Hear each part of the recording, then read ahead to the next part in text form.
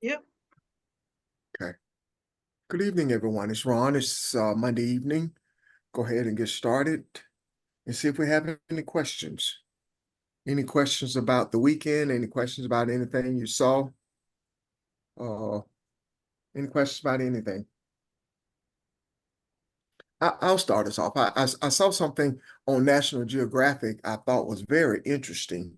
They was talking about the whale shark. They were talking about sharks, and there was this part about the whale shark. And they were saying it follows around a certain spool. It doesn't eat like other sharks, but it was following around this school of fish that it particularly likes the eggs from this fish, and it knows that when that fish is going to drop her eggs, that school of fish going to drop their eggs, and it does it. The eggs are dropped on the full moon. So my question is, how do they know when it's a full moon? Pretty interesting, isn't it?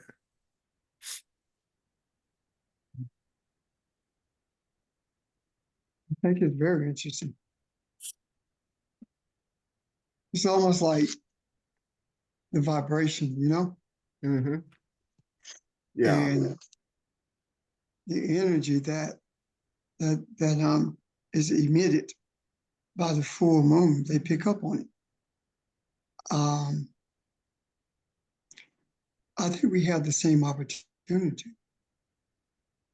when we meditate or when we sit quietly and allow the universe to speak to us when we desire to vibrate with the universe.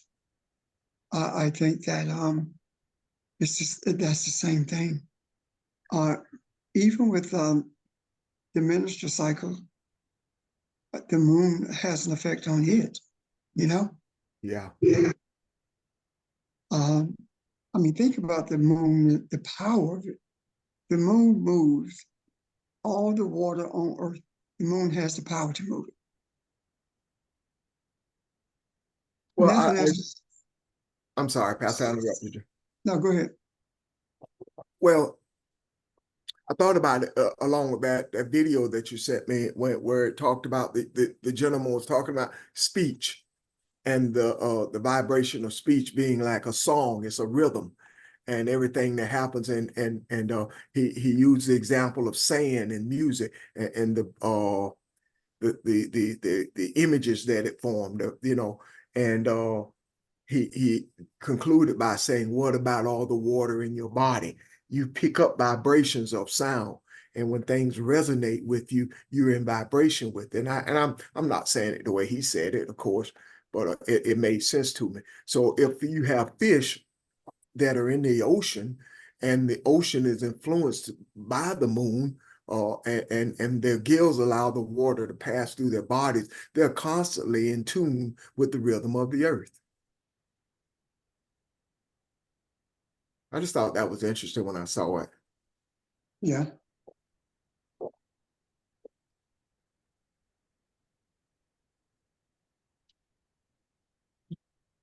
Are there any questions from yesterday or anything else that comes to your mind or that has crossed your path?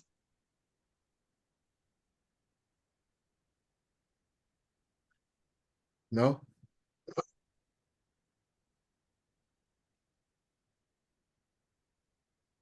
I think it's really interesting that Ron brought that up because everything came from energy. Yeah. All creation came from energy, and the animals or the mammals um, are tied directly to the vibrations, and it's almost like their instinctual abilities, basic instinct that was given to them, um, guides them about where to go, like the elephants, what to do, what to Mm-hmm. eat, when to go, those kinds of things. And it's based, as you all said, on vibrations. And uh, man, though, is the only one that is of a higher consciousness level that it can tell nature no, I'm not listening to you. Or man has, quote unquote, evolved to the extent that it doesn't pay attention to its eight senses, its intuitive thoughts. And so, unlike the animals who are led by that, we allow ourselves to listen to everything and be distracted by everything but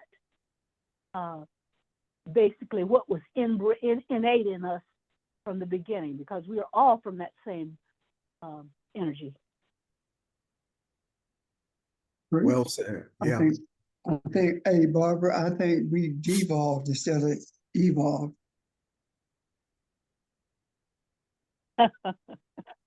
Yeah.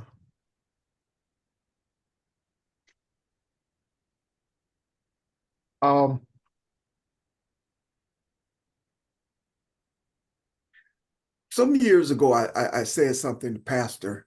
I said to him, I see, I mean, it bothered me when I read the scripture when Jesus said, the poor you always have with you. And we've talked about it somewhat before. It bothered me because it sounded to me like he was saying, you will never get this. This will always, there will always be a problem with how you treat each other. And that has always stuck with me. But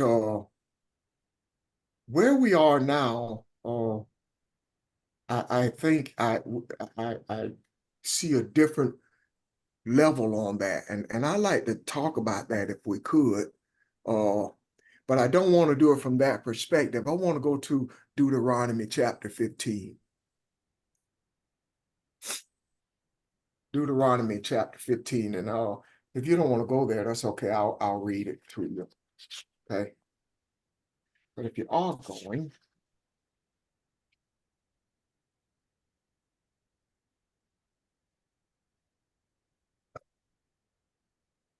you guys ready? Yeah.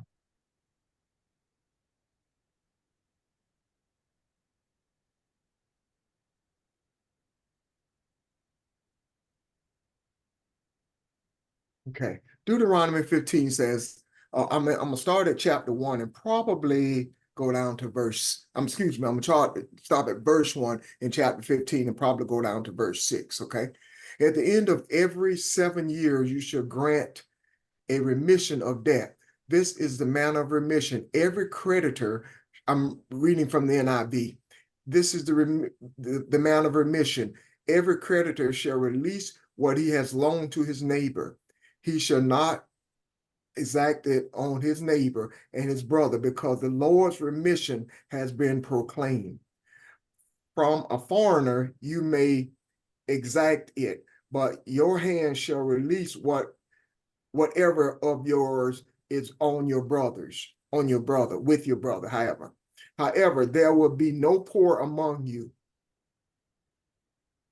However, there will be no poor among you since, listen to that. However, there will be no poor among you, since the Lord will surely bless you in the land which the Lord your God is giving you as an inheritance to possess.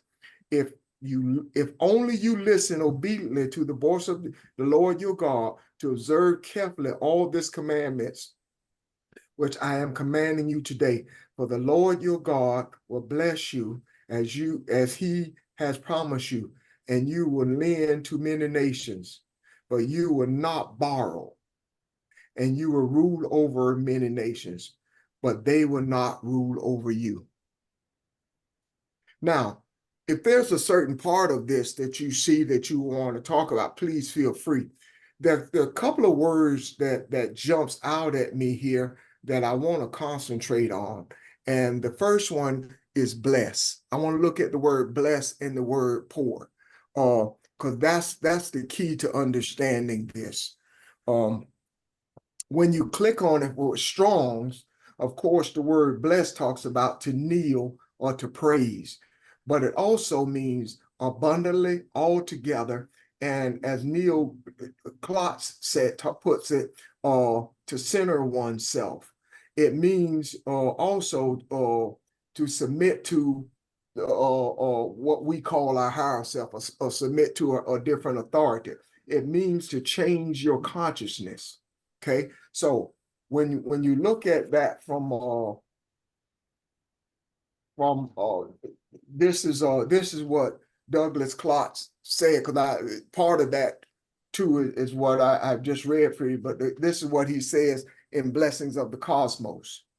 He says, it means that which, this is blessed now, that which is suited for a purpose, that which is in the right timing and in tune with what is divine reality.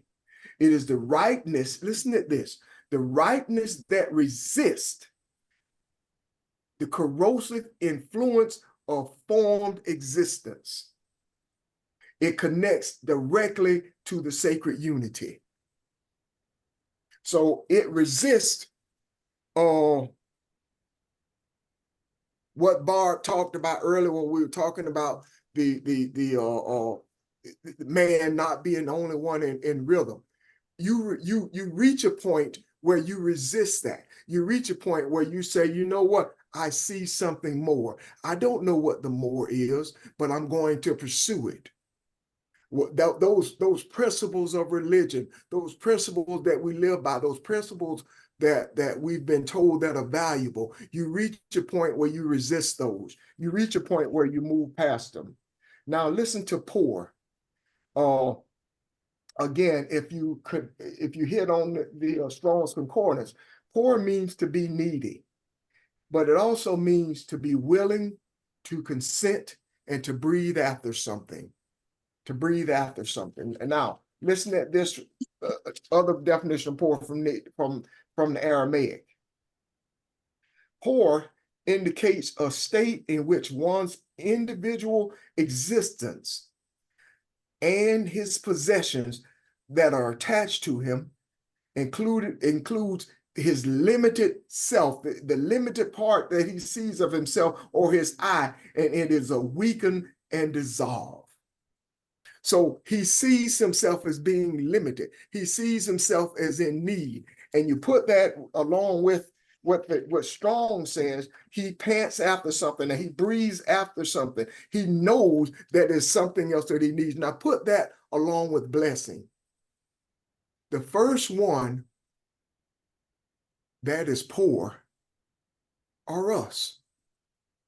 We recognize that there was something more. We didn't know what it was. Each one of us individually saw it, and we ended up collectively. And the collectiveness is what gave us the strength to move on with this. Individually, I'm not sure where we'd be, but we pursued after this thing, not knowing where it would take us, not knowing we would be here.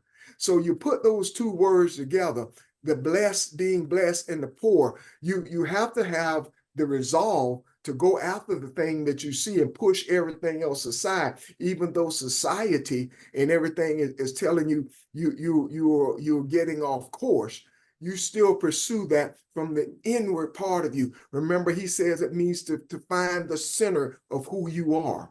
So as you pursue that, you recognize that I don't have this thing that is this enlightenment in me, that I'm seeing that there is some value, and I don't know exactly what this looks like when I find it, but I have to pursue it. So the poor, what this is saying, what wisdom is saying, the poor you always have with you. We will always be pursuing enlightenment. And as I pursue the enlightenment in me, that is what changes the world. That is what I notice, that inward pursuit is also my brother. There is nothing external. We reached the point where none of this is external. So everything that I pursue is inside of me. And that is the reason why there will always be poor, because that pursuit will never end. That thirst for righteousness of it. Does this make sense to you? Ask me questions, y'all.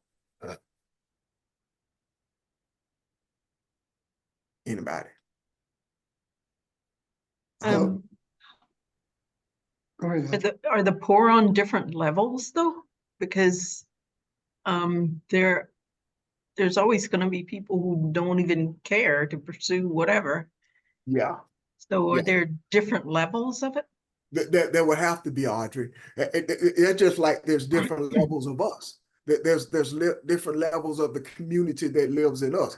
There was a portion of all of us that came willingly and started this journey, and there's a portion of us that still, I won't say hesitate. We have the desire to do it, but it becomes hard to release those things that we have found comfort in all these years. So And- those levels, I think, exist not only in quote unquote the external us, but the internal us as well. But yes, ma'am, I agree with that. Audrey, you going to say something else? No, I'm good. Okay. As you was talking, I thought about the question that Audrey raised yesterday about all of us having been caught up in adultery because we were chasing after other gods and we didn't even know it. However, when you realize, now we didn't realize it was an adulterous affair, but we realized that something was wrong and there was more. That's what we realized. Yeah. And when that happened, that pursuit that we engaged in first was to make every effort to understand the scriptures. And that morphed into the desire to understand self, who we are. And so we were living, not only were we in an adulterous space, but we were also living in poverty and didn't know it. Yeah. And now we have risen to this place where we are seeking to release others from the poverty that they live in and think that they're thriving. The release of everything in the material world in order to pursue truth is also saying that you are not following your ego anymore. Your spiritual desires is what's guiding you. Because ego does things that pleases the individual. Ego is selfish. And when we think about it, everything that we have, everything that makes our ego control us, they are material things. They're not spiritual at all. The other thing is that in this pursuit,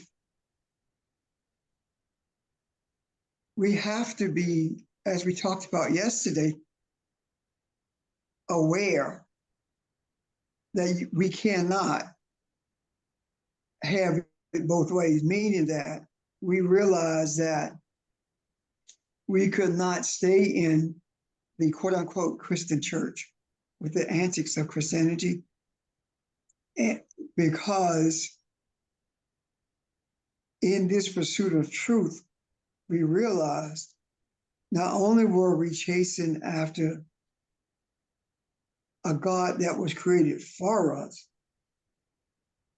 now we have begun to see that the God that was created for us is not Elohim, is not Ein Sof, is not the creator.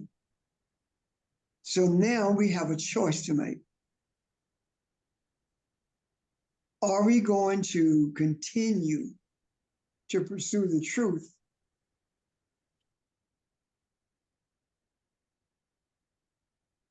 are we going to continue to pursue the truth? Or are we going to dabble in the truth and wallow in religion?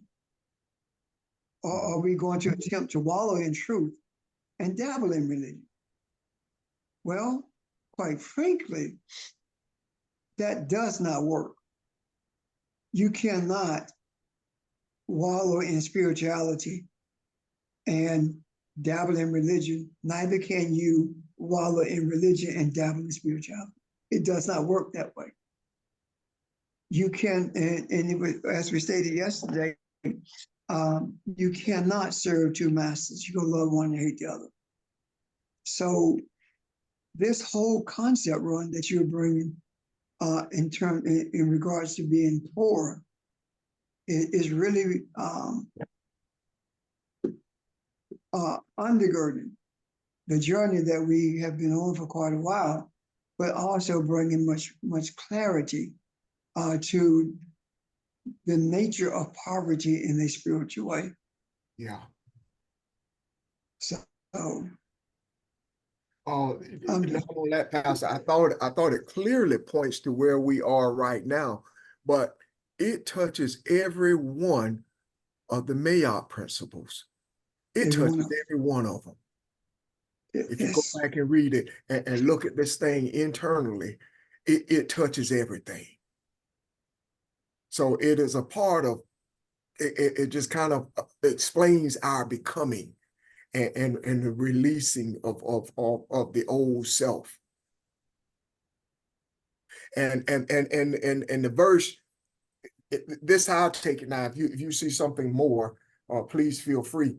Let me find verse. It says at the end of verse 2, he said, because of you're going to let everything go that you loan people, given to people, for the remission has been proclaimed.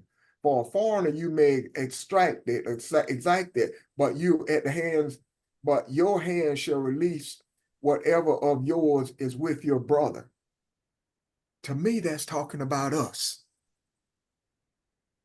What is foreign in you? What have we not released? What have we not, given up? What are we still poor about? So it just to me kind of touched on where we are, and then to move forward in this pursuit that we're on, you have to be exact. It's time to move through it on a straight line, if you will. No other way of putting it. So go ahead. I'm sorry. Go ahead. No, I'm just saying. So you feel and your soul will tell you what hasn't been released, and that is the exacting. That is the price that is being paid as we move forward. The energy that we have given to the foreigner, which means the energy that we have given through those things that were not so from the beginning. Yeah.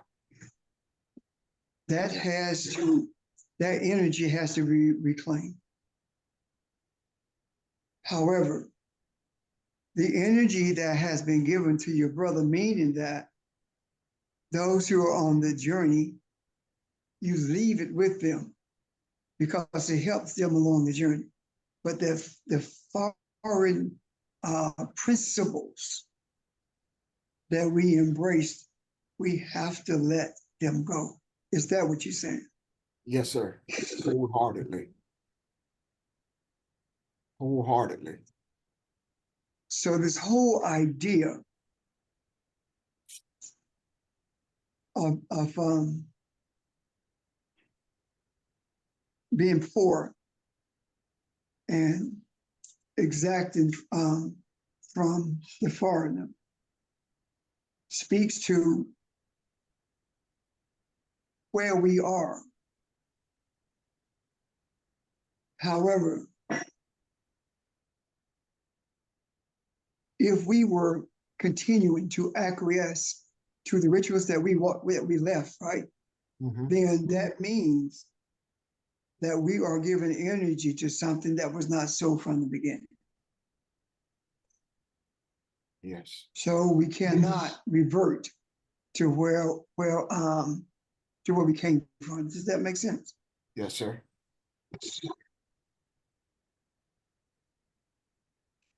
That is why it was said that was attributed to Peter. If we leave you, where will we go? Where we go. If we walk away from truth, there's nothing left, because there's nothing in the material world that is eternal. Everything in the material world is temporal. And if we hitch our cart to those things that are temporary and convince ourselves that they are not, then we will never expand in our awareness of our spiritual essence.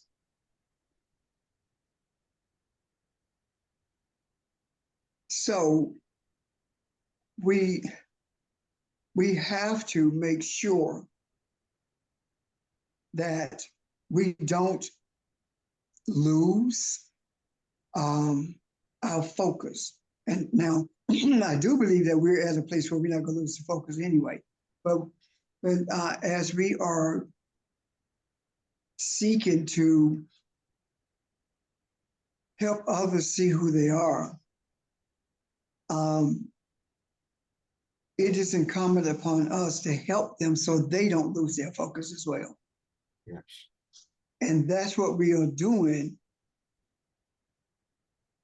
every Saturday, Sunday, Monday, helping to maintain that focus. One of the greater things I believe is also as you maintain that focus, then you're not fearful of anything. So in addition to what we help maintain focus, we are making every effort to alleviate the fear that people have, not just about the chaos in the society. People are afraid to leave the church as it is. And we have to address that. Don't you think? Yeah. People are afraid because they're afraid of being an outcast. They're afraid of not having a place to have their funeral. They're afraid of not having a quote unquote burial ground or a grave site.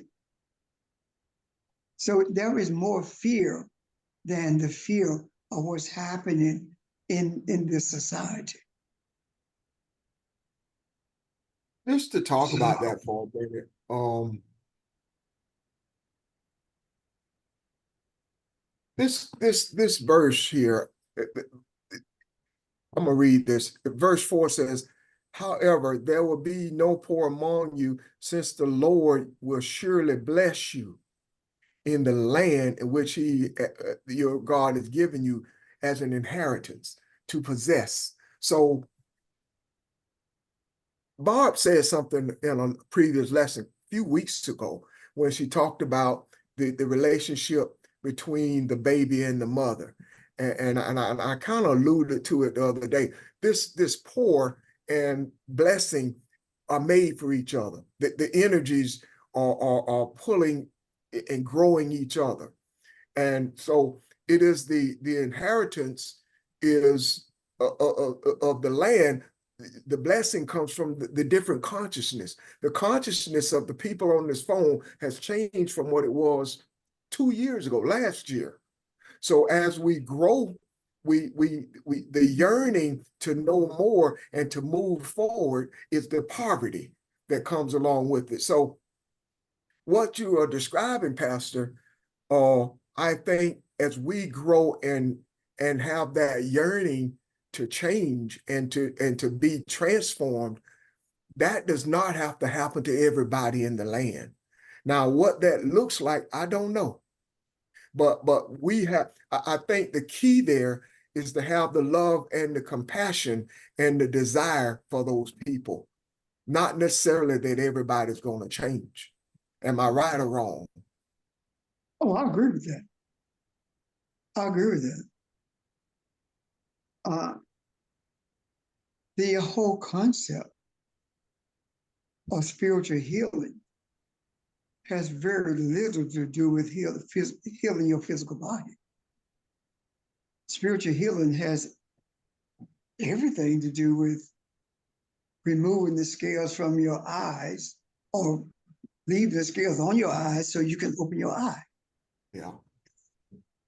So I agree with that, because we are eternal. And because we are eternal, there will be those who either don't accept it or don't realize it or don't want to know. What happens then? What happens is balance. And as I said yesterday, we are balanced. Balance has to maintain the stability in this earth. And maintaining the stability in the earth is about a continuous pursuit of spiritual understanding, a continuous pursuit to maintain righteousness as the stabilizing force in this consciousness. Does that make sense? Yes, sir. And that's who we are. I have a question.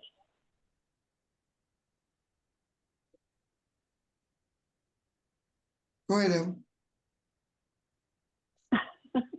So what are you talking about is, my question is, so how does that line up again with the scripture that says the harvest is plentiful, but the laborers are few?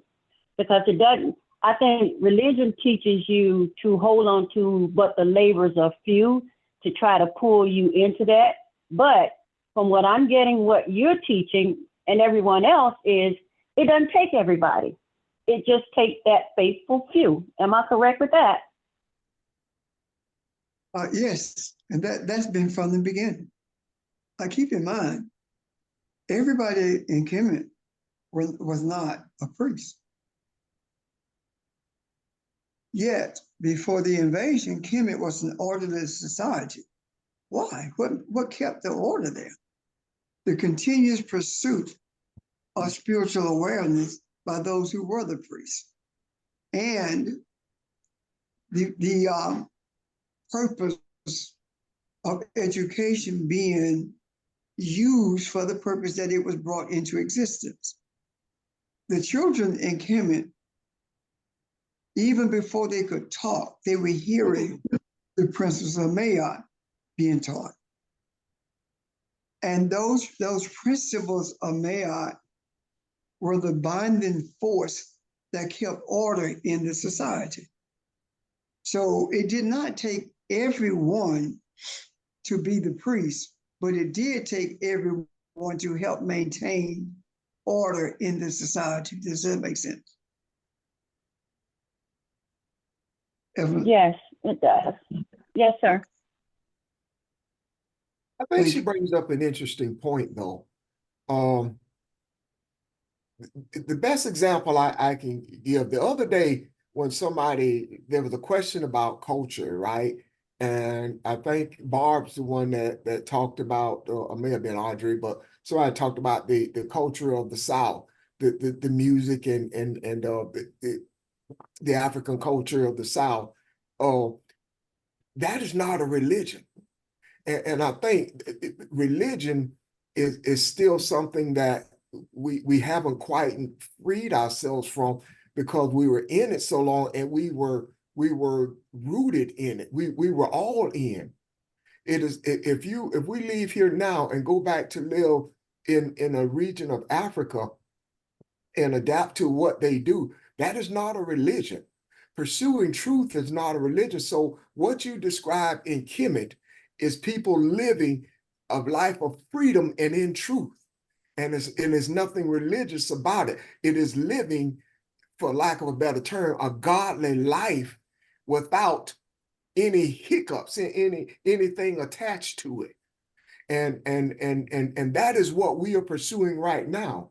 So when we talk about that and saying everybody doesn't have to do it because we have the desire to, we're saying we have the desire to live in that freedom, to be that spiritually free and open and in the pursuit of truth. And there's nothing at all religious about that. So that's why it's hard to grasp that everybody doesn't have to do this. Because if everybody had to do it, each and every one of us would have family and friends that are in trouble. But I don't believe that.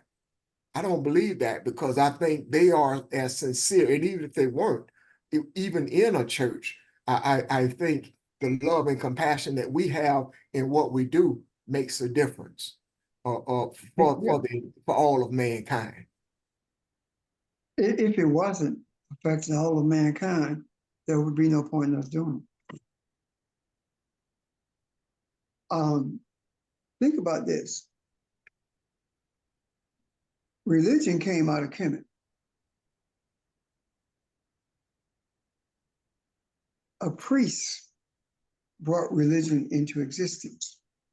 Yeah. At the behest of the great Pharaoh. And the priesthood was so adamant about the way things were being done in terms of stability, spiritual stability. They were beheaded. They submitted to being beheaded rather than acquiesce to what actually ended up being religion. Now, it didn't take but one priest, one, to bring religion into existence at the behest of the Pharaoh. One. And as a result of that, here we are. And I think the difficulty with this is we have so many subsets of religion, but there are no subsets of spirituality. It is what it is, and that's what it is. But the subsets of religion actually pits us against each other. Why is it that the Methodists do what they do and the Baptists do what they do and the Presbyterians do what they do? Is it because the Baptists is saying that they are right and the Methodists or Presbyterians is wrong? Or are the Methodists saying that the Baptists is wrong and they're right? That's pitting against each other. There is no spirituality in that. That's only a battle of religions. Does that make sense? Yeah. And we have to look beyond that.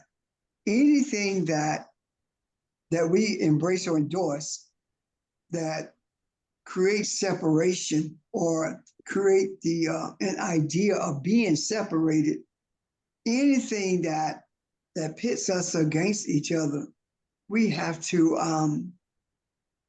disconnect ourselves from it and seek to change the hearts of those who remain in it. It's not like telling somebody, we're a word church. I don't know about y'all. That's crazy. That's not what I'm talking about at all. I'm saying that regardless, whether it is a Baptist Methodist, etc., all of them do the same thing. All of them do the same thing. Muslims, Jews, all of them, the foundation of all of it is the same thing. And all of it is about separating people into smaller groups so they can be controlled.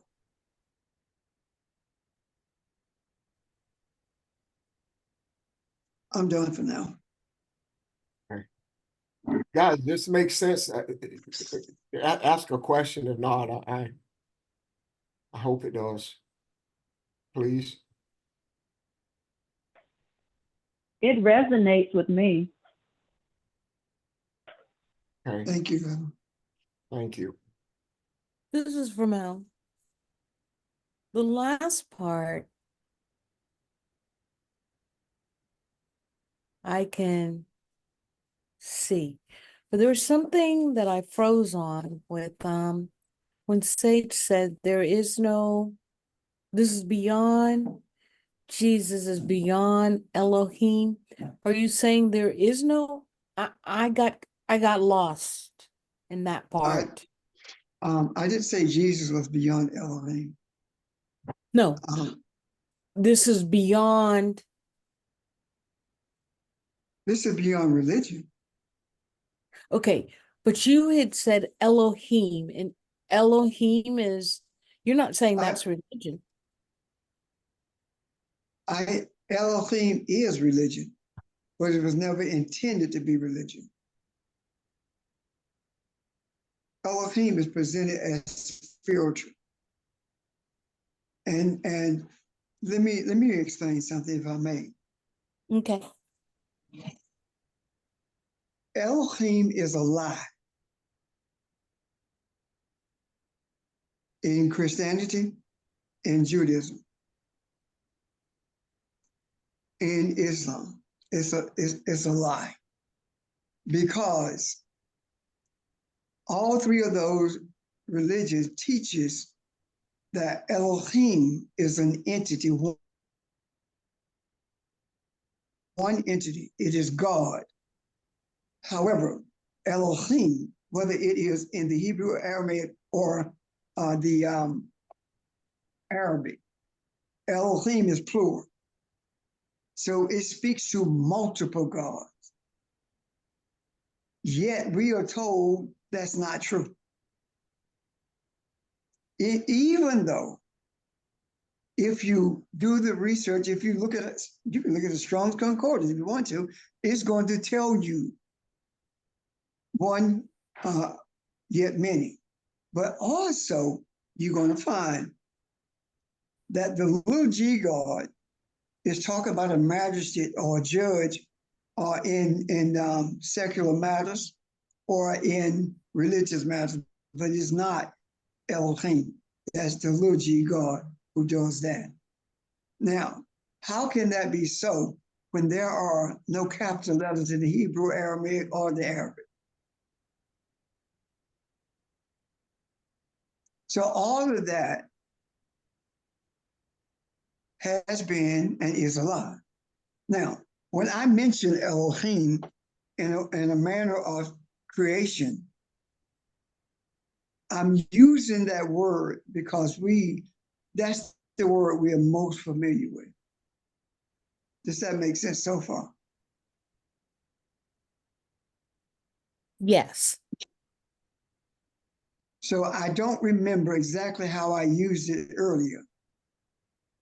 If anyone does, then let me, please inform me. However, I'm hoping that what was just said was able to bring clarity. And it did. Very much so. Okay, And I appreciate that. Thank you. thank you.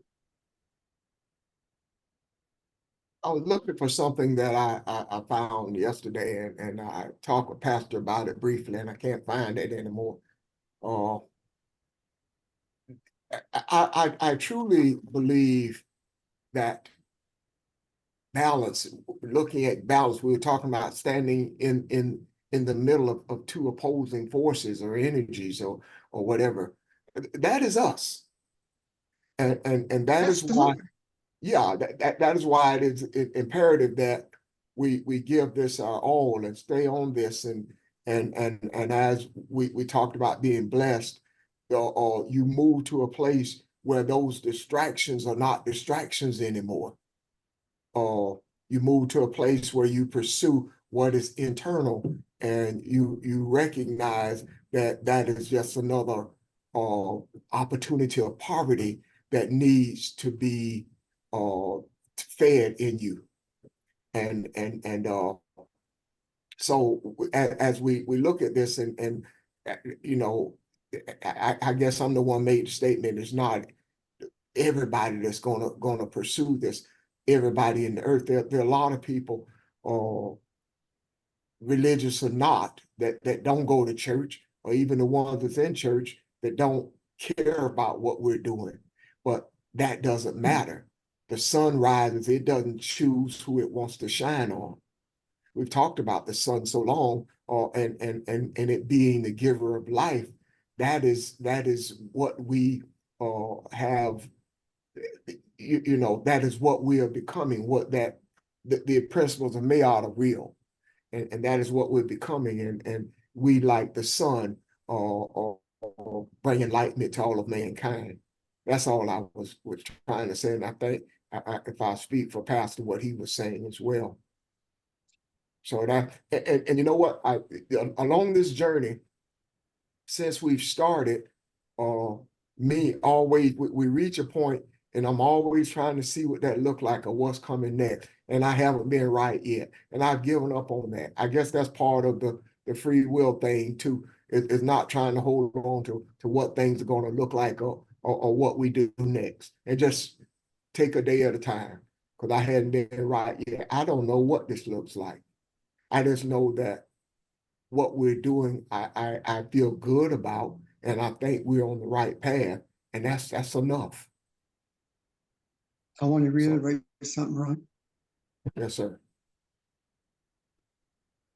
There are forces that are opposed to each other,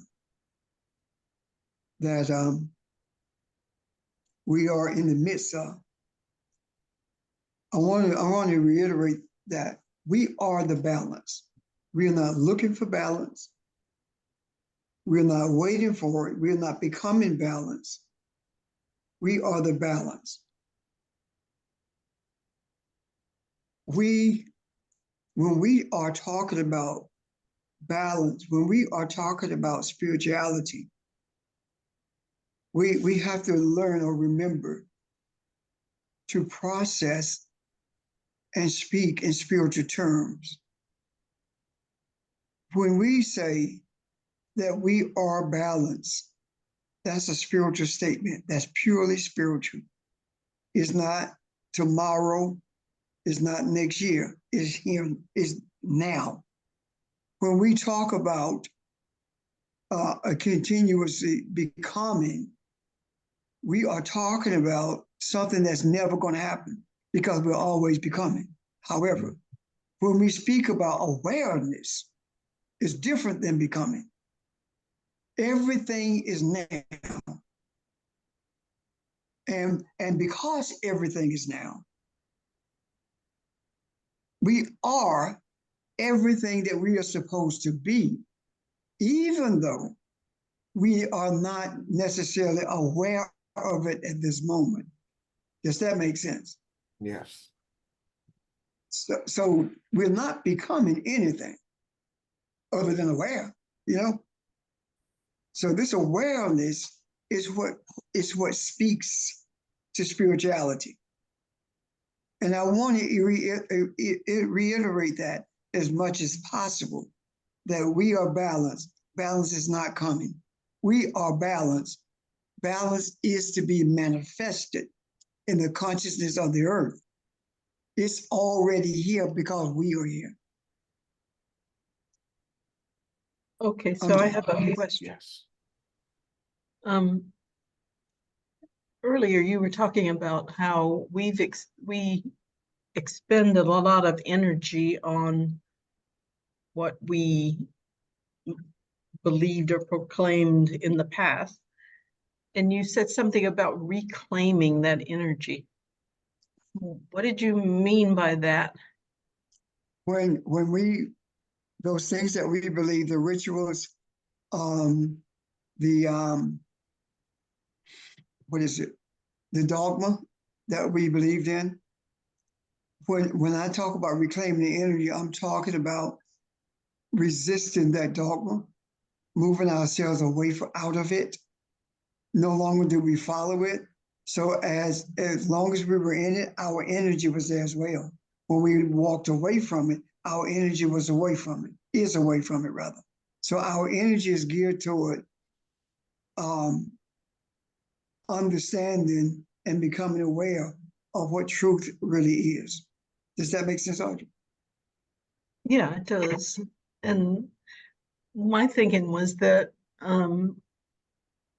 we don't need to reclaim it in a sense in terms of what exactly that means, but as because it is there and it is a part of us as we I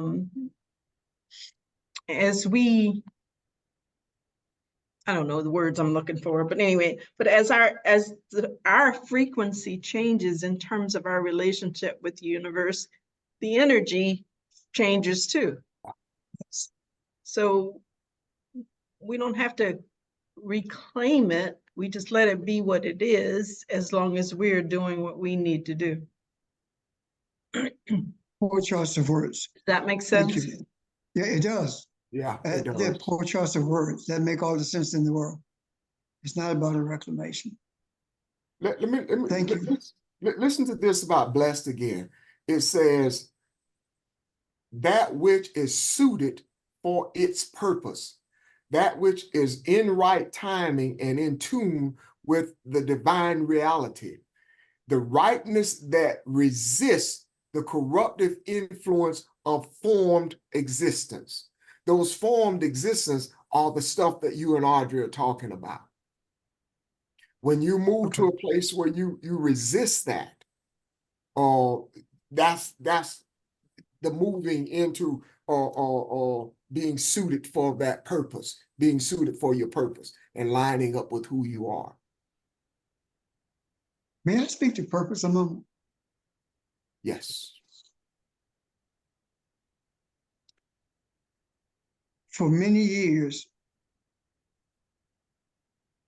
and I'm talking about, my God, pretty much ever since I was preaching, definitely after that book, The Purpose-Driven Life came out. Every single one of us has the same purpose in this earth. Our purpose in the earth is not to be an engineer. Our purpose is not to be a mechanic. That's what we do to sustain. Our purpose is to become aware of who we are. That's our purpose. Everyone has the same purpose. So we can read that book, or we can listen to people talk about what their purpose is in terms of the consciousness of this earth, but it does not change the reality that we have the same purpose.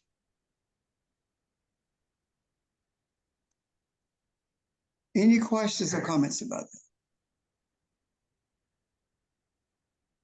I see that. Thank you. What about, I mean, all this, I'm thinking about all the missionaries who think it's their purpose to spread the good news. But I guess we dealt with that the other week when Kathy was talking about how different she sees evangelizing now after everything we've talked about. So yeah, nobody's purpose is to proselytize anybody. Right. Yeah, the purpose is to understand themselves. That's it. That's it.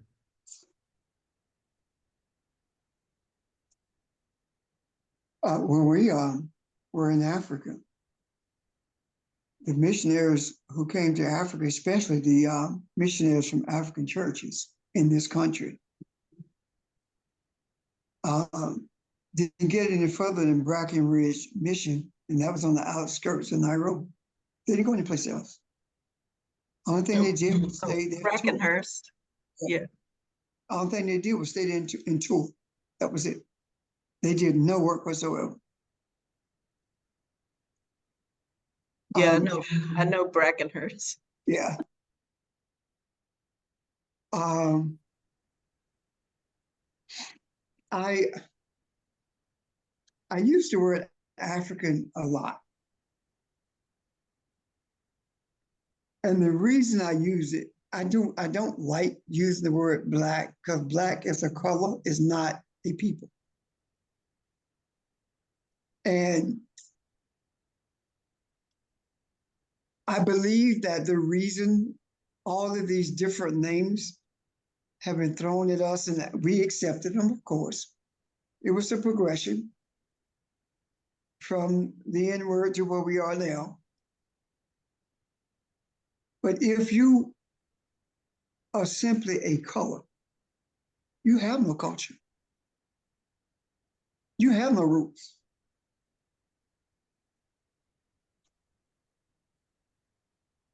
African speaks volumes.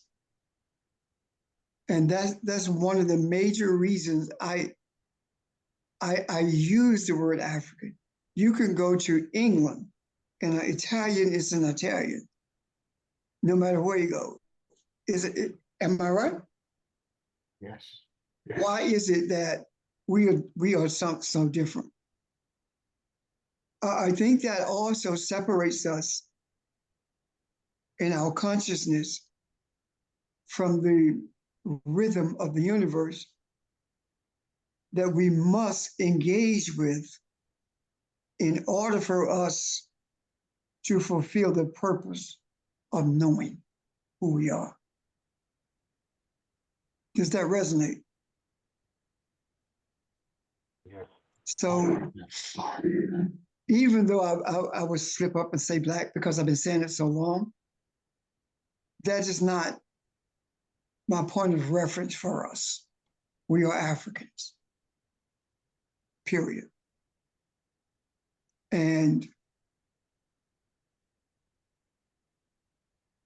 these kinds of discussions actually keeps us, if not all the time, it keeps us at the frequency of the universe.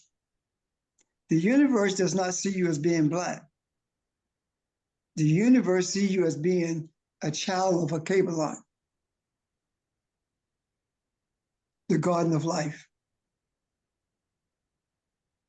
So if we can do that, or will do that, I know we can, reference Africans.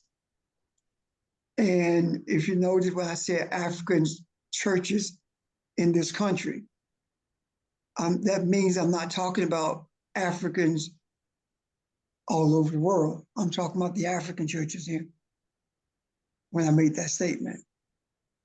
So anyway, I thought I would bring that up so that we can begin to generate an understanding of how powerful and meaningful it is for us to recognize who we are in our speech, and not just in February, and not just on Juneteenth.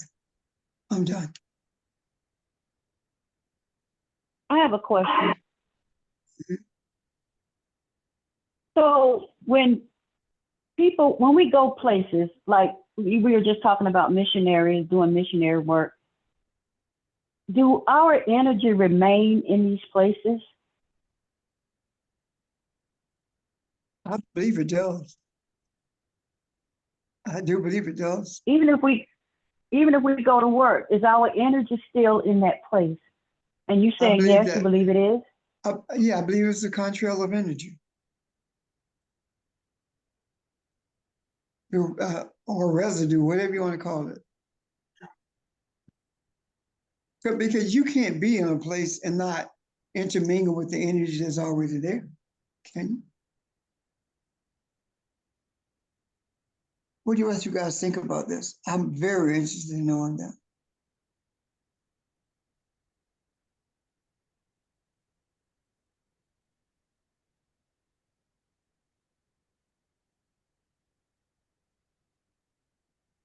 You don't think anything about it. I don't even want to think about it. Okay. Audrey, were you going to say something? Although I believe there's some residue there, but I want there's it's got to be more to say about that, and Yeah. I'm not. Yeah. Okay.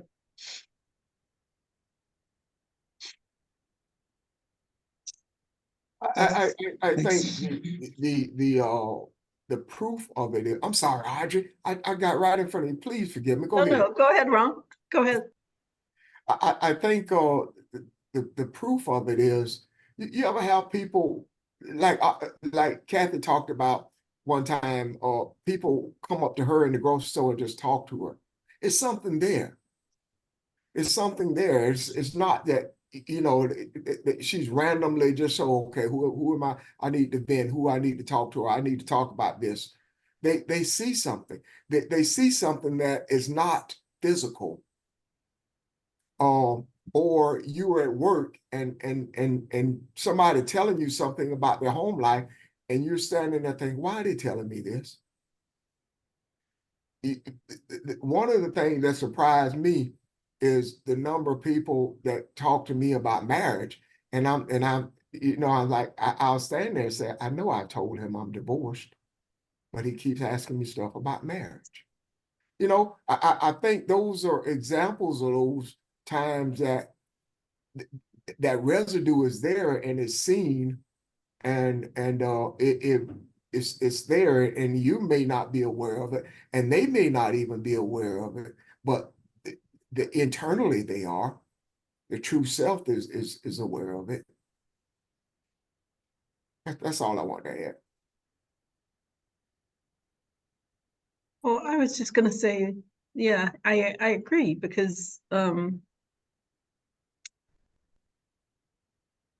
if you like spray a little perfume in a room, it goes all around the room, even if it's just a little bit. Yeah.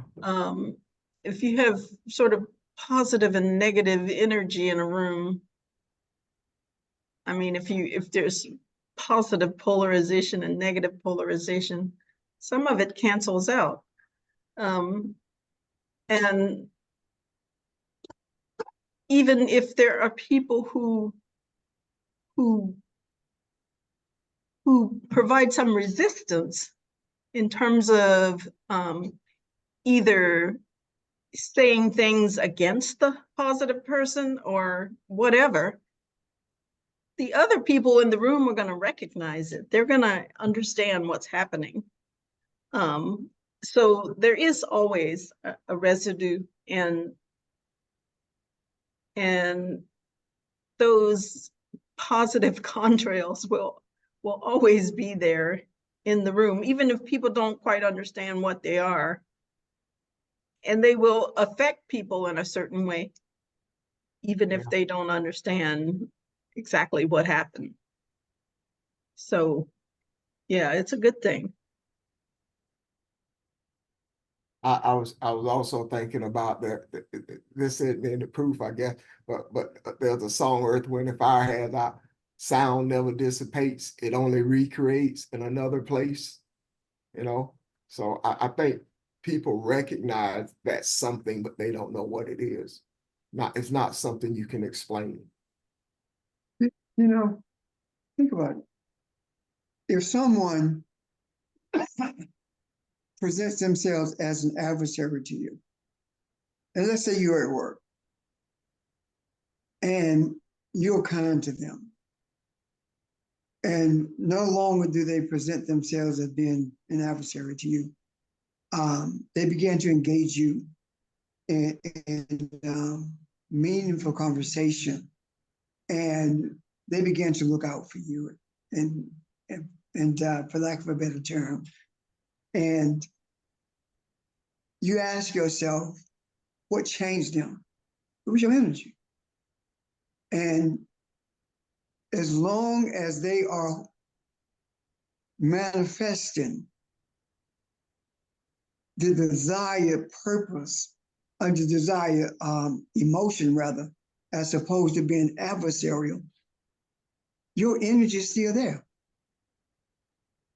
Even if you leave the place and they change jobs and go 10,000 miles away, as long as that emotion is still with them, that attitude has been changed, is your energy that's persistent there. Exactly.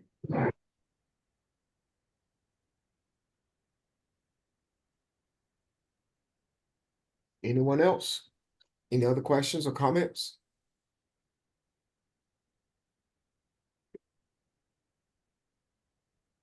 Hope this has made sense. Again, if not, write down your questions if you have any or comments, and we'll go from there. Okay. Thank you, everyone. Good session. Thank you. I hope everybody enjoy the rest of the week. Thank you. We'll see Okay. you on Thank Saturday. you for Okay. today's discussion. Thank you. Bye, Thank everybody. you. Bye-bye. Bye. Bye. Thank you.